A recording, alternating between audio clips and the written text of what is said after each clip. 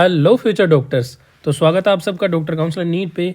तो दोस्तों इस वीडियो में अपन बात करेंगे कि कैसे आपको अलॉटमेंट लेटर के अंदर जो ऑथेंटिकेशन सीट दी हुई है वो फिल करनी है, कौन कौन से आपको बॉन्ड चाहिएंगे, कौन कौन से आपको अंडरटेकिंग चाहिएंगे, एफिडेविट्स के बारे में सारे अपन बात करने वाले हैं, कितने के स्टाम्प पे बनेगा और कैसे बनेगा, क्या क्या डिटेल फिल करनी है, ये सारा मैं आपको इस वीडियो में बताने वाला हूँ। तो वीडियो आपको एंड तक देखना है, हमारा चैनल सब्सक्राइब करना है, बेल आइकन प्रेस करना है ताकि ऐसे इन्फॉर्मेटिव वीडियोस आपको मिलते रहें। तो सबसे पहले अलॉटमेंट लेटर आप डाउनलोड करोगे तो अलॉटमेंट लेटर पे सेकंड और थर्ड पेज ये आएगा आपका ऑथेंटिकेशन सीट। इसको कैसे फिल करना है वो अपन देख लेते हैं। तो देखो पहले तो मैं आपको एक इम्पोर्टेंट चीज़ बता दूँ, सारे डॉक्यूमेंट्स जो अपने हैं 10th 11th 12th की marksheet, migration TC, character certificate, आपका डोमिसाइल सर्टिफिकेट, आपका जो जाति प्रमाण पत्र होता है स्टेट वाला, ये सारे चाहिएंगे। नीट का स्कोर कार्ड, नीट का एडमिट कार्ड, नीट का एप्लीकेशन फॉर्म, राजस्थान का जो रजिस्ट्रेशन किया था उसका फॉर्म, पार्ट 1 एंड पार्ट 2, ये सारी चीज़ें आपको चाहिए होंगी। इनके 2-2 3-3 सेट आपको कॉपी ले जानी है। लेकिन अलॉटमेंट लेटर है उसका जो फर्स्ट पेज है उसकी आपको 7 फोटोकॉपी लेके जानी है और बाकी बचे हुए जो ऑथेंटिकेशन सीट है इसकी आपको 2-3 फोटोकॉपी लेके जानी है जो नॉर्मल डॉक्यूमेंट्स के बराबर है। ओरिजिनल सेट लेके जाना है, उसके अलावा आपको ओरिजिनल सेट की 3 फोटोकॉपी लेके जानी है। अलॉटमेंट लेटर की आपको 7 फोटोकॉपी लेके जानी है फर्स्ट पेज की। तो ये आपको ध्यान में देना है फ्रेश कैंडिडेट्स के लिए। और जो कैंडिडेट अपग्रेड हुए हैं उनको क्या करना है, उनको आपको अलॉटमेंट लेटर लेके जाना है, अपना आईडी प्रूफ लेके जानी है और पिछले राउंड में जो उन्होंने फीस जमा कराई थी उसकी रिसिप्ट लेके जानी है। दोनों रिसिप्ट ले जानी है, सिक्योरिटी डिपॉजिट वाली भी और जो फीस जमा कराई थी कॉलेज की उसकी भी रिसिप्ट लेके जानी है। तीसरे टाइप के कैंडिडेट ऐसे हैं जिनको कॉलेज अपग्रेड नहीं हुई है, वो की वही रह गई है, तो उनको एसएमएस जाने की ज़रूरत नहीं है। उनको अलॉटेड कॉलेज में जाना है और बाकी बची हुई फॉर्मेलिटीज़ पूरी करके क्लासेस लेनी है। उनको एसएमएस जाने की ज़रूरत नहीं है। एसएमएस जाने की ज़रूरत उनको है जिनका कॉलेज चेंज हुआ है या फ्रेश अलॉटमेंट हुआ है। फिर बात कर लेते हैं ऑथेंटिकेशन सीट कैसे भरनी है। यहाँ पे बच्चे का नाम आ जाएगा, यहाँ पे बच्चे की एप्लीकेशन आईडी आ जाएगी आरएम वाली, यहाँ पे बच्चे की कैटेगरी आ जाएगी, कौन सी कैटेगरी से, यूआर, एससी, एसटी, जो भी आपकी कैटेगरी लगती है वो आपको यहाँ पे फिल करनी है। ईडब्ल्यूएस आप हो कि नहीं हो वो आप यहाँ पे कर सकते हो। डेट ऑफ बर्थ आपकी यहाँ पे लिखनी है, 10th की मार्कशीट में दे रखी है वो वाली। नीट का स्कोर आपको लिखना है, जो भी आपका नीट का स्कोर है वो यहाँ पे लिख देना। नीट की परसेंटाइल आपको लिखनी है, जो आपकी स्कोर कार्ड के अंदर दे रखी है वो परसेंटाइल आप यहाँ पे लिख देना। स्टेट मेरिट नंबर आपका लिखना है राउंड 3 का, कि जैसे किसी की 2856 स्टेट रैंक है तो वो यहाँ पे ऐसे लिख देगा। अपनी स्टेट मेरिट नंबर लिखना है, कंबाइंड वाला लिखना है, यहाँ पे कैटेगरी वाला नहीं लिखना, कंबाइंड वाला लिखना है। ऑल इंडिया रैंक आपको यहाँ पे लिखनी है। फिर 10+2 की आपकी कैलकुलेशन करनी है पीसीबी की, ओनली फिजिक्स केमिस्ट्री बायोलॉजी की। यहाँ पे कैलकुलेशन करके अपन को लिखना है, जैसे फिजिक्स के मैक्सिमम मार्क्स 100 हैं, कितने ऑब्टेंड हुए वो अपन को लिखने हैं यहाँ पे। और ईयर ऑफ पासिंग, जैसे आपने 12th करी है कब, 2024 में करी है तो 24 लिखनी है, 23 में करी है तो 23 लिखनी है। केमिस्ट्री का भी ऐसे ही होगा, बायोलॉजी का भी ऐसे होगा। Passed in English, yes. Percentage in 10+2 in science subject, decimal 2 decimal तक लेने हैं। साइंस सब्जेक्ट यानी कि पीसीबी की बात करें, अब तीनों को जोड़ के लिखना है यहाँ पे, फिजिक्स केमिस्ट्री बायोलॉजी की लिखने हैं। अप टू 2 डेसिमल का मतलब है किसी की मान लो 98.20 है तो डेसिमल पॉइंट के बाद 2 अंकों तक लिखने हैं, 98.20 लिखने हैं। क्लास 11th में कौन कौन सी सब्जेक्ट थी वो लिखनी है, फिजिक्स केमिस्ट्री बायोलॉजी मैथ जो भी आपकी है वो सारी लिख सकते हो। एज आपकी लिखनी है 31/12/2025 तक, कितनी एज हो जाएगी ये आप कैलकुलेट कर सकते हो गूगल पे जाके, एज कैलकुलेटर टाइप कर देना सिंपली और उसमें ये डेट डाल देना और आपकी डेट ऑफ बर्थ डाल देना, तो वहाँ पे एग्जैक्टली आ जाएगा ईयर, मंथ और डेज। अदर एलिजिबिलिटी क्राइटेरिया में आपने 1 से 11 तक जो भरा था वो यहाँ पे फिल कर देना। मोस्टली बच्चों का 1 होता है तो 1 आपको फिल करना है। फिर नेक्स्ट आपको signature of candidate with date, यहाँ पे सिग्नेचर कर देना है आपने और यहाँ पे डेट लिख देनी है, जो भी डेट है। ये नोडल ऑफिसर का काम है, ये वहाँ पे होगा, एसएमएस मेडिकल कॉलेज में वो खुद कर लेंगे। फिर आता है चेकलिस्ट अपनी डॉक्यूमेंट्स की, इसमें कैंडिडेट का नाम लिखना है, एप्लीकेशन आईडी आरएम वाली लिखनी है, मोबाइल नंबर लिखने हैं, कोर्स अलॉट हुआ है वो लिखना है, सीट का टाइप गवर्नमेंट है या मैनेजमेंट है वो लिखना है। उसके बाद में कॉलेज अलॉटेड कौन सा हो उसका नाम लिखना है। सिक्योरिटी डिपॉजिट आपने जमा कराई थी उसका ट्रांजैक्शन आईडी लिखनी है, यूटीआर नंबर या ट्रांजैक्शन आईडी लिखनी है। कौन सी डेट को कराई थी वो लिखनी है। ट्यूशन फ़ीस आपने जिससे जमा कराई है वो लिखनी है। ट्यूशन फ़ीस आपको आज ही जमा करा लेनी है बिल्कुल, जिससे क्या डिले ना हो, क्योंकि 8 तारीख लास्ट डेट है जो रिपोर्टिंग की है। तो ट्यूशन फ़ीस आज ही जमा करा लेना। जिन्होंने पहले जमा करा रखी थी राउंड 2 के अंदर और अपग्रेड हुआ है, उनको दोबारा से जमा कराने की ज़रूरत नहीं है। अगर फ़ीस में कोई डिफरेंस हो तभी जमा कराने की ज़रूरत है, वरना ज़रूरत नहीं है। ये कई बच्चे पूछते हैं कि दोनों अलग अलग बैंक से कराए हैं तो कोई इशू थोड़ी है। कोई इशू नहीं है, आप कहीं से भी किसी से भी करा सकते हो। ट्यूशन फ़ीस आपको यहाँ पे ट्रांजैक्शन आईडी और डेट लिखने हैं। फिर ये सारे डॉक्यूमेंट आपको अटैच करने हैं, original plus 2 set copy, original plus 2 set. 1-2 set अपने घर पे भी रख जाना आप, 1 सेट एक्स्ट्रा वहाँ पे ले जाना। ओरिजिनल डॉक्यूमेंट एक फ़ाइल में और 2 सेट अपने अलग से फ़ाइल में। अलॉटमेंट लेटर की 7 कॉपीज़ लानी है फर्स्ट पेज की। बाकी सेकंड और थर्ड पेज क्या है, ऑथेंटिकेशन सीट और चेकलिस्ट है, उनकी आपको 2-3 कॉपी बनानी है बस। फिर आगे यहाँ पे जो जो आपके डॉक्यूमेंट है वो आपने एनक्लोज कर रखे हैं तो यस लिखना है, और नहीं कर रखे हैं तो नो लिखना है। नंबर ऑफ पेजेस लिखने हैं, कितने पेज का है वो। जैसे ई ट्रांजैक्शन रिसिप्ट आएगी यहाँ पे। ई ट्रांजैक्शन रिसिप्ट क्या हो गई, ये वाली जो आपने ट्यूशन फीस जमा कराई है ना, ये वाली रिसिप्ट है। यस, पेज कितना है, 1 पेज है। अलॉटमेंट लेटर, ये सारी चीज़ें यस और नो करते जाना है। सब सिंपल है। कुछ कुछ डाउट रहते हैं बच्चों को, जैसे कि यहाँ पे eligible for admission allotted course, यहाँ पे यस करना है बस, यहाँ पे यस पे टिक करना है, बाकी कुछ नहीं करना। और एक एलिजिबिलिटी सर्टिफिकेट में बच्चों को डाउट रहता है, तो एलिजिबिलिटी सर्टिफिकेट और डोमिसाइल सर्टिफिकेट एक ही माना जाता है अगर आपका एलिजिबिलिटी क्राइटेरिया 1 है। तो यहाँ पे डोमिसाइल सर्टिफिकेट लिखा हुआ है तो यहाँ पे भी यस लिखना, 1 लिखना।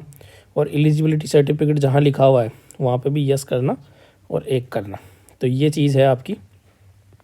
डेट ऑफ बर्थ सर्टिफिकेट की जगह आप 10th की मार्कशीट कर सकते हो, यस करके 1 लिख सकते हो। ऐसे आपको करना है।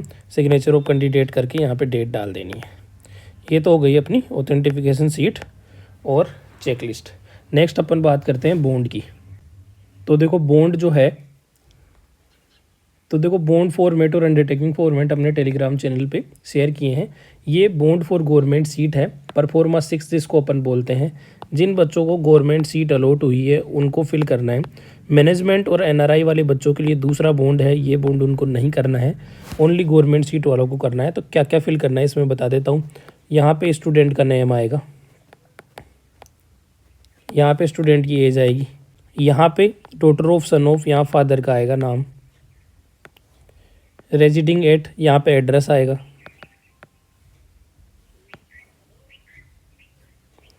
फिर at present MBBS student in, अब सब्जेक्ट के आगे क्या आएगा, कॉलेज नेम आएगा। जैसे किसी को GMC बूंदी अलॉट हुई है तो GMC बूंदी लिखना है यहाँ पे, ठीक है। श्री क्या बाद क्या आएगा, श्री ओब्लिगेटर होता है, ये श्री होता है, ये श्योरिटी है आपका। यानी कि आप अगर ये कोर्स बीच में छोड़ते हो या फिर सर्विस पे नहीं करते हो तो 10 लाख रुपए आप पे नहीं करते हो तो कौन करता है। तो यहाँ श्री के आगे अपना फादर, अगर गवर्नमेंट जॉब में है तो फादर का लिख देना नाम, अदरवाइज़ कोई चाचा या फिर कोई भी रिलेटिव है आपका उनका आप लिख सकते हो जो गवर्नमेंट जॉब में है। कोई गवर्नमेंट जॉब में नहीं है तो आप फादर का नाम यहाँ लिख सकते हो बेसिकली। यहाँ पे एड्रेस लिखना है श्योरिटी का, जो भी श्योरिटी में आप लिखोगे उनका एड्रेस आ जाएगा यहाँ पे। उसके बाद में अलॉटमेंट लेटर के ऑर्डर नंबर लिखने हैं। अलॉटमेंट लेटर डाउनलोड करना, वहाँ पे ऊपर कोने में लिखे होंगे वो यहाँ पे डालने हैं। डेट डालना है यहाँ पे और एकेडमिक ईयर डालना है 2025-26 जो भी एकेडमिक ईयर है। उसके बाद में यहाँ पे किस दिन आपने साइन किए हैं श्योरिटी की और खुद के, उस दिन के डेट एंड ईयर डल जाएगा यहाँ पे। उसके बाद में यहाँ पे आपके खुद के साइन आ जाएंगे, मोबाइल नंबर एड्रेस के साथ आ जाएगा। यहाँ पे श्योरिटी जो आपने ऊपर लिखा है या तो फादर या फिर कोई रिलेटिव, उसके आ जाएंगे। यहाँ पे 2 विटनेस के साइन हो जाएंगे, कोई भी पड़ोसी या कोई भी आपका फैमिली का नहीं होना चाहिए खास, बाकी रिलेटिव या पड़ोसी आपका चल जाएगा। तो ये सारा मैंने आपको बता दिया है। ये परफॉर्मा 6 है, ये ओनली गवर्नमेंट वाले स्टूडेंट को बनाना है। 500 रुपये के स्टाम्प पे बनाना है, नोटराइज़ करवाना है इसको। किसी भी नोटरी वाले बंदे से आप नोटराइज़ करवा लेना। अगर आप घर से नहीं बना के ले जाते हो, आसपास की नोटरी से नहीं बना के ले जाते हो तो आप SMS में चले जाओ सीधा, कोई दिक्कत वाली बात नहीं है। वहाँ पे बाहर बैठे रहते हैं नोटरी वाले, वो खुद ही आपको बना के दे देंगे। आपसे थोड़ा बहुत एक्स्ट्रा चार्ज ज़्यादा लेंगे, लेकिन उनको सारा पता रहता है, उनके पास ऑलरेडी टाइप रहता है, तो उतना ही टाइम लगता है जितना आपको घर पे लगेगा। घर पे तो आपको पूरा टाइप करवाना पड़ेगा, वहाँ पे उनके पास ऑलरेडी फॉर्मेट टाइप्ड रहता है तो वो फटाफट आपको बना के दे देते हैं। तो ये आप वहाँ से बनाओगे तो ज़्यादा बेटर रहेगा। उसके बाद अपन बात करें तो ये बॉन्ड एंड अंडरटेकिंग है, ये है एनआरआई और पेमेंट सीट वाले बच्चों के लिए, ये अलग है, ये गवर्नमेंट वाले बच्चों के लिए नहीं है। जिनको गवर्नमेंट मैनेजमेंट सीट मिलती है यानी कि पेमेंट सीट मिलती है 9,57,000 वाली सीट पर ईयर वाली, वो मिलती है, उनको करना है। यहाँ पे वही सेम चीज़ें भरनी है उसकी तरह ही, कोई अंतर नहीं है। बच्चे का नाम हो गया, यहाँ पे एज हो गई, और यहाँ पे फादर्स नेम हो गया, यहाँ एड्रेस हो गया। उसके बाद में यहाँ पे नेम ऑफ कॉलेज आ गया, जैसे जीएमसी बूंदी।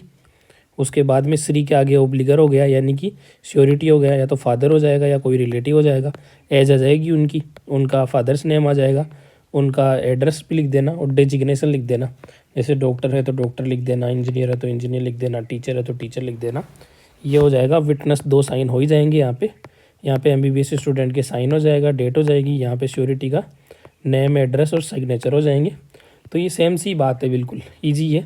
500 के स्टाम्प पे ये बनवाना है, नोटराइज आपको करवाना है, वहाँ बनाओगे तो ज़्यादा बेटर रहेगा। एसएमएस के बाहर आपको बनाया उनके पास फॉर्मेट रहता है।